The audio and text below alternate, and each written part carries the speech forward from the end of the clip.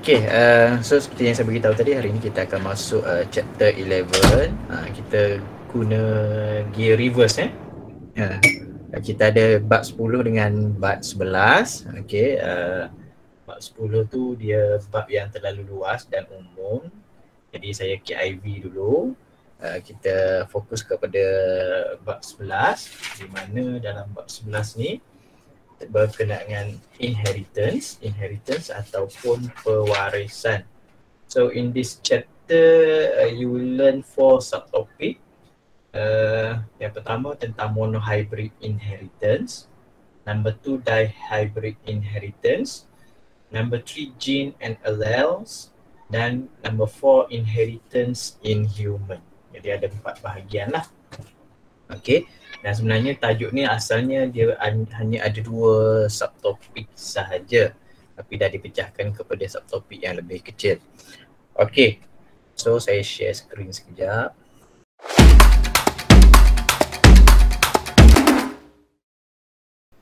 Okay, bismillahirrahmanirrahim. So our topic today is about inheritance. So kita punya first subtopik adalah berkenaan dengan monohybrid inheritance, pewarisan mono, pewarisan monohybrid. So dalam subtopik ni kita ada 6 learning standard. We have 6 learning standard. Kita ada 6 perkara utama yang kita nak belajar. Okay, the first one is to describe the meaning of monohybrid cross. Okay, menghuraikan maksud monohybrid cross. Okay, yang keduanya explain a monohybrid cross based on Mendel's experiment.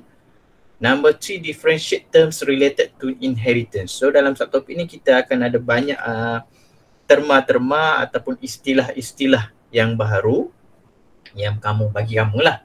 Bagi saya dah lama dah. Okay, the first one adalah perbezaan antara genes and alleles. Number 2, characteristic and traits. Number 3, phenotypes and genotypes. Number 4, dominant alleles and recessive alleles.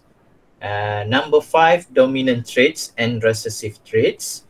Number 6, homozygotes and heterozygotes. And then number 7, pure breeds and hybrids. And then the last one is parental generation and filial generation. Okay, istilah-istilah ni penting untuk kamu faham dan tahu sebab nanti kita akan cuba bina monohybrid cross berdasarkan kepada soalan. Okay, so kalau tajuk ni keluar dalam kertas 2, kalau ingat dia punya istilah-istilah ni, insyaAllah boleh score sebab markah dia banyak. Okay, dan yang keempat ni learning standard yang number 4 ni lah yang pentingnya, construct monohybrid cross diagram. Okay, sebab dalam peperiksaan nanti dia akan minta kamu untuk menghasilkan monohybrid cross diagram. Okay, number 5, determine genotypic and phenotypic ratios of filial generation and in a monohybrid cross. So bila kita buat monohybrid cross dengan betul, maka kita dapat menentukan ratio ataupun nisbah genotip dan juga fenotip dalam filial generation, dalam generasi anak untuk monohybrid cross. Dan akhir sekali, to describe Mendel's first law. Jadi apa kaitan dia semua yang kita belajar ke atas tadi dengan Mendel's law, hukum pertama Mendel. Okay, so table of content for today kita ada 6. Monohybrid cross, a monohybrid cross based on Mendel's experiment. Number 3, terms related to inheritance, monohybrid cross diagram, genotypic and phenotypic ratio, dan juga yang ke-6, Mendel's first law. Okay, so kita tengok yang pertama, monohybrid cross. Apakah yang dimaksudkan? What is the meaning of monohybrid cross?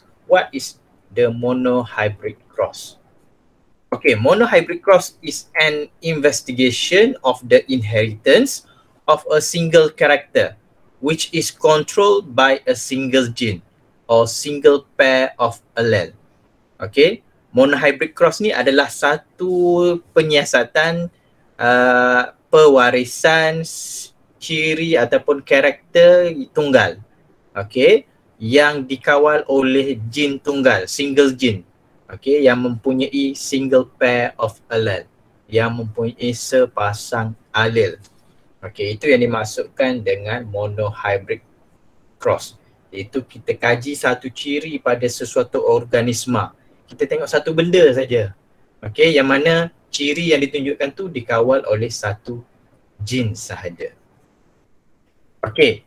So, monohybrid cross ni adalah started by Gregor Mendel. Gregor Mendel ni adalah seorang Austrian scientist. Austrian botanis, seorang ahli botani Austria. Okay, dan dia merupakan seorang paderi lah. Okay, Mendel started his experiment by studying the inheritance of one pair of contrasting characters. Okay, dia memulakan eksperimen dia dengan mengkaji pewarisan sepasang ciri yang berlawanan, iaitu the tall and short pea plant. Okay, jadi Mendel memulakan eksperimen dia, dia memilih satu pasang, sepasang ciri yang berlawanan. Okay, iaitu pokok kacang tinggi dan pokok kacang rendah yang dia boleh tengok. Kenapa dia memilih pokok kacang?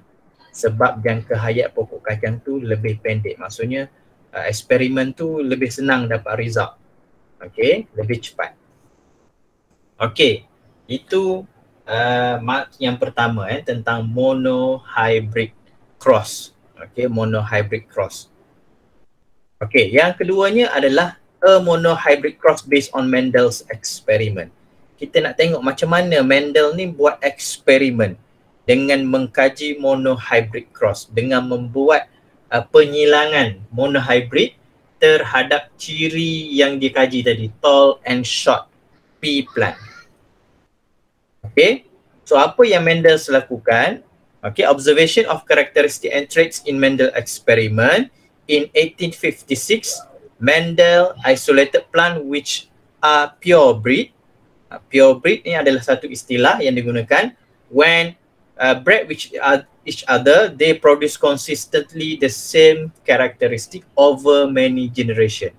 Jadi Mendel ni dia membuat eksperimen dengan mengasingkan tumbuhan yang diistilahkan sebagai baka semula jadi, pure breed. Okay, baka asal, maksudnya baka asli. Okay, pure breeding. Apa yang dimaksudkan dengan pure breeding ni? Apabila dia kacukkan sesama pure breed, anaknya menghasilkan ciri yang sama dalam beberapa generasi. Contohnya dia kacukkan pokok yang tinggi dengan pokok yang tinggi. Pokok tinggi kacuk dengan pokok tinggi, maka anak kepada pokok tadi semuanya akan jadi tinggi. Kalau kacuk sesama pokok, anak pokok dia pun akan menghasilkan anak-anak yang sama tinggi. Okey, dia kekal. Generasi dia tu semua tinggi belaka. Okey, itu yang diistilahkan sebagai pure breed. Itu yang dilakukan oleh Mendel. Okey. So, macam mana Mendel buat? Okey, di sekeliling dia punya gereja tu ada banyak pokok yang ditanam oleh Mendel. Okey. So cara yang dilakukan oleh Mendel adalah dia memotong stamen of purple flower. Okey, contoh dia mengkaji bunga. Dia kaji kacukan antara bunga putih dan juga bunga purple. Okey, dia kaji tentang kacukan bunga putih dan juga bunga purple. Okey, so dia potong couple daripada purple flower untuk dapatkan stamen. Okay, manakala dia akan transfer pollen from the stamen of white flower to couple of the purple flower. Okay, jadi pada bunga purple tu dia potong bunga jantan dia. Remove the stamen for purple flower sebab dia nak elakkan daripada pendebungaan sendiri. Okay, dia buang semua debunga yang ada pada bunga purple. Kemudian dia gunakan berus untuk dapat debunga daripada bunga putih. Okey. So dia kacupkan, dia letakkan pada bahagian stigma. Transfer pollen from the stamen of white flower to couple of the purple flower. Dia letakkan atas stigma. So bila dah berlaku pendebungaan, so the pollinated couple matured into pod, maka dia akan menghasilkan pokok kacang. Okey. Seterusnya, bila biji benih kacang tu dah matang, maka dia dapati selepas dia tanam biji benih tadi, maka tumbuhlah anak pokok tersebut, semuanya bunga purple. Okey. Semuanya bunga purple. Tak ada satu pun bunga putih. Okey, itu yang dilakukan oleh Mendel. Jadi walaupun dia guna dia bunga daripada bunga putih, tapi bunga yang terhasil tetap warna purple. Okey. Jadi ini menunjukkan bahawa warna purple tu adalah ciri yang dominan. Okey, istilah dominan nanti kita cerita lepas ni ya. Okey. Sekarang ni kita nak tengok monohybrid eksperimen yang dijalankan oleh Mendel. Okey, kita tengok bagaimana pula Mendel kaji tentang tall and dwarf ataupun tall and short. Okey. So eksperimen yang dilakukan oleh Mendel bila dia menggunakan pure breed plants, okey, iaitu pokok yang tinggi, okey, apabila dikacupkan dengan sesama pokok tinggi, dia akan menghasilkan semua generasi yang tinggi. Kalau pokok yang rendah ini, okey, pokok yang rendah ini dikacupkan dengan sesama pokok yang rendah, maka semua anak dia adalah pokok rendah. Itu yang dinamakan sebagai pure breed. Okay, and then yang T besar dan juga T kecil ni kita wakilkannya sebagai kandungan genetik. Maksudnya kod genetik dia tu sebenarnya DNA, tetapi kita tak tahu actually dia punya coding untuk genetik dia. Jadi kita wakilkan dengan huruf. Huruf besar merujuk kepada ciri dominan. Huruf kecil merujuk kepada ciri resesif ataupun ciri yang lemah. Okay. So melalui eksperimen monohybrid cross, okay, monohybrid maksudnya kita kaji satu karakteristik. So karakteristik kat sini adalah height, ketinggian. Okay, kita kaji tentang ketinggian. Jadi ketinggian tu ada dua jenis, tinggi dan juga rendah. Okay, jadi dalam eksperimen Mendel ini, eksperimen pertama dia kacupkan pokok tinggi dengan pokok rendah. Maka untuk generasi pertama, okay, generasi pertama tu semua anak yang terhasil adalah tinggi. Okay, T besar. So kalau ada T besar maksudnya dia adalah tinggi, walaupun ada T kecil. T kecil tu bersifat lemah. Jadi dia akan dikuasai oleh T besar. Jadi all genotype T besar, T kecil, dan dia punya phenotype dia adalah tall. Ciri yang terhasil yang kita boleh lihat adalah tinggi untuk generasi pertama. Okay. And then untuk generasi yang kedua, sekiranya kita kacupkan sesama pokok anak, T besar, T kecil, T besar, T kecil, kita kacupkan dia, kita kahwinkan dia, maka anak kepada dua pokok ni akan terhasil 3 pokok tinggi, okey, dan 1 pokok rendah. Okey. So kat sini Mendel mendapati bahawa ciri rendah tu tersembunyi semasa generasi yang pertama. Dia hanya muncul dalam generasi second generation, filial generation. Okey. So ini antara karakteristik ciri yang dikaji oleh Mendel. Dia bukan kaji tentang ketinggian saja. Semua jenis ciri yang ada pada pokok kekacang tu dia kaji satu persatu. Okey. So itu yang dimasukkan dengan monohybrid. Okey, so kali ni dia kaji tentang ketinggian. Lepas tu dia buat eksperimen lain pula. Dia akan kaji tentang stem length. panjang batang pokok kacang.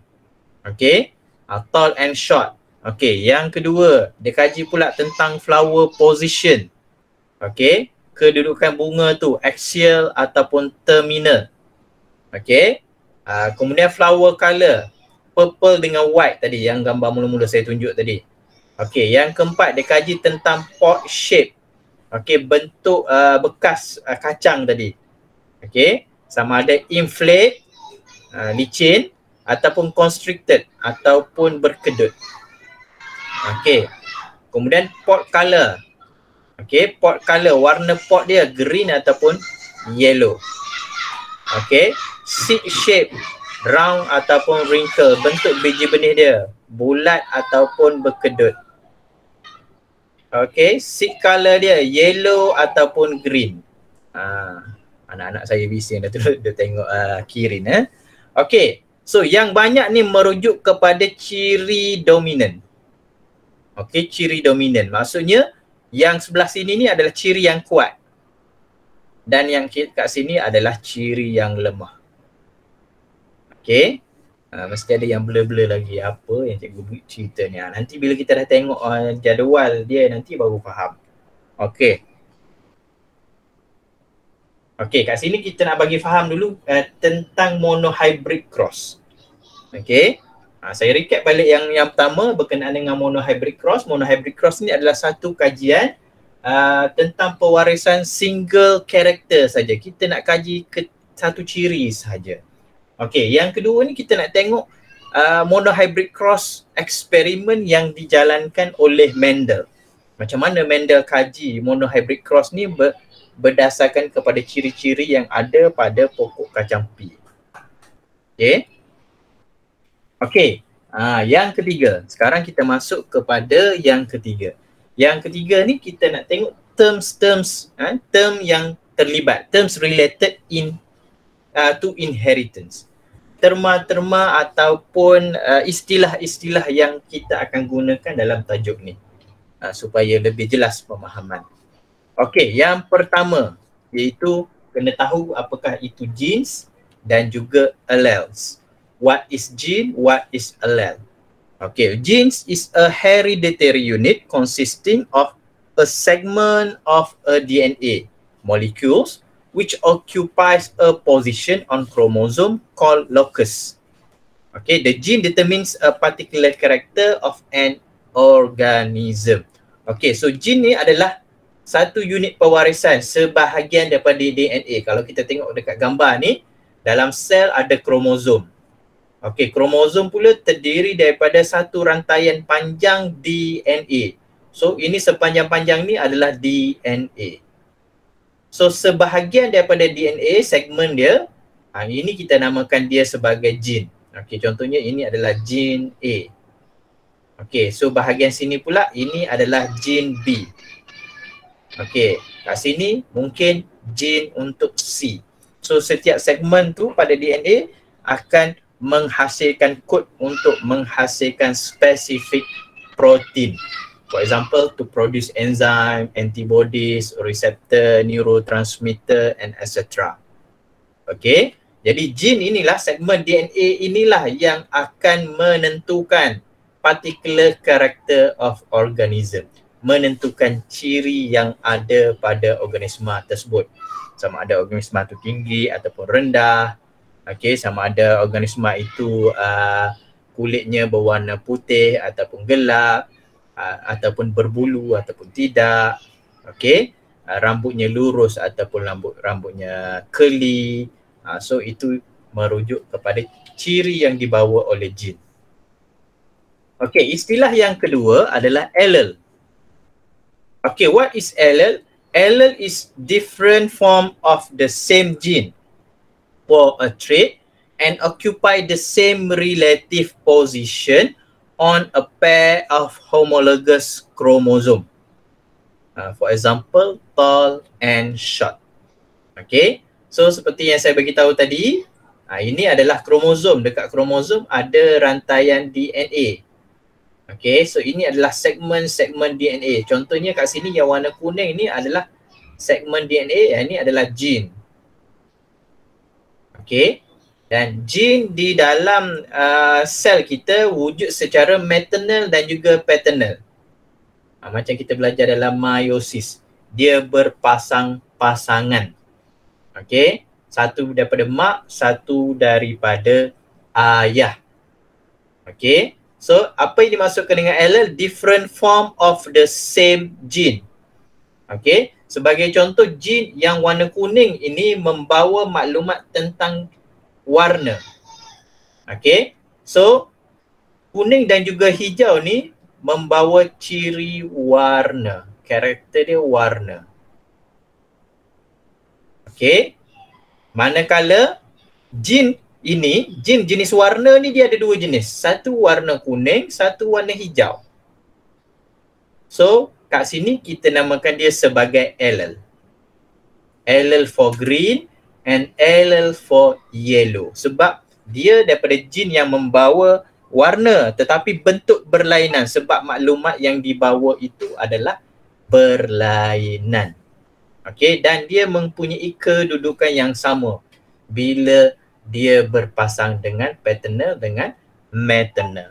Sebagai contoh, kalau dia bersama-sama dengan sama warna, warna kuning dua-dua, maka ciri yang terhasil adalah yellow. Okey, kalau dia bersama kuning dengan hijau, sebab kuning tu adalah dominan, jadi kuning akan menang. So dia akan terhasillah yellow. Okey, kalau hijau sesama hijau, allele yang membawa warna hijau, dua-dua membawa maklumat tentang warna hijau, both allele brings the trait. Okey, yang ini kita panggil dia sebagai trait. Okey, so gene dia bawa tentang karakter. Okey, trait, allele. Allele dia bawa tentang trait. Okey, trait ni pecahan kepada karakter. So karakter, contoh karakter warna seed, seed color. So allele-nya adalah sama ada yellow seed ataupun green seed. Okey. So yang berkaitan dengan allele dan juga gene adalah characteristic and traits. Okay, so what is characteristic? A heritable feature that varies among organism determined by gene. Karakter ni ditentukan oleh gene. Manakala traits, okay, traits adalah variant for each specific character. Okay, variant, variasi bagi gene. Itu dipanggil sebagai traits. Okay, untuk lebih faham, kita tengok kat sini. Pea plant traits. Okay, so seed shape ni kita panggil apa? Siapa tahu? Gene. Seed shape tu dibawa oleh gene, tetapi ini apa nama dia? Seed color, pod shape. Gene tadi dia bawa apa? Allele. Sudah, dah pening dah tu. Okay. Gene dia menentukan apa? Menentukan Karakteristik. Anissa, bagus. Karakteristik. Okay, so yang atas ni adalah karakteristik yang dibawa oleh gene. Okay, seed shape. Maksudnya karakter ni kumpulan besar lah yang umum. Okay, seed color pun karakteristik. Pod shape karakteristik. Pot color, flower location dan juga plant size. Ini adalah karakteristik yang ditentukan oleh gene. Okey, manakala kalau tengok seed shape, karakteristik dia seed shape, yang pertamanya adalah round, yang kedua adalah wrinkle. So ini adalah Allele. ini bukan allele. Ini adalah trait. Trait. Trait yang dibawa oleh allele. Boleh faham? Boleh cikgu. Boleh ke? Saya rasa macam confused lagi tu. Okey.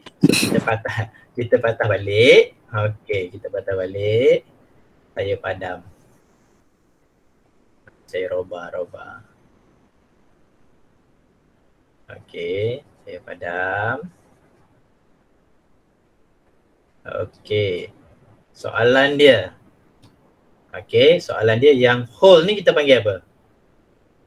Ini kita panggil apa? Yang dalam bulatan ni. Ini kita panggil apa? Ini adalah homologous kromosom. Kan? Homologous kromosom. Dekat kromosom ada DNA. Rantaian DNA yang panjang-panjang berjela ni. DNA. Okey. So pada DNA tersebut, sebahagian daripadanya digunakan untuk menghasilkan protein-protein tertentu. Okey. So segmen itu dipanggil sebagai gene. Gene ini adalah segmen of DNA yang akan determine karakter, akan menentukan karakter, yang akan menentukan ciri. Okey. So dua-dua ni adalah gene. Dua-dua ni adalah gene. Okey, kedudukan dia dipanggil sebagai locus. Tempat dia duduk tu. Jadi dia mesti mempunyai locus yang sama, kedudukan yang sama antara dua gene yang membawa maklumat yang sama, iaitu tentang seed, bentuk warna seed.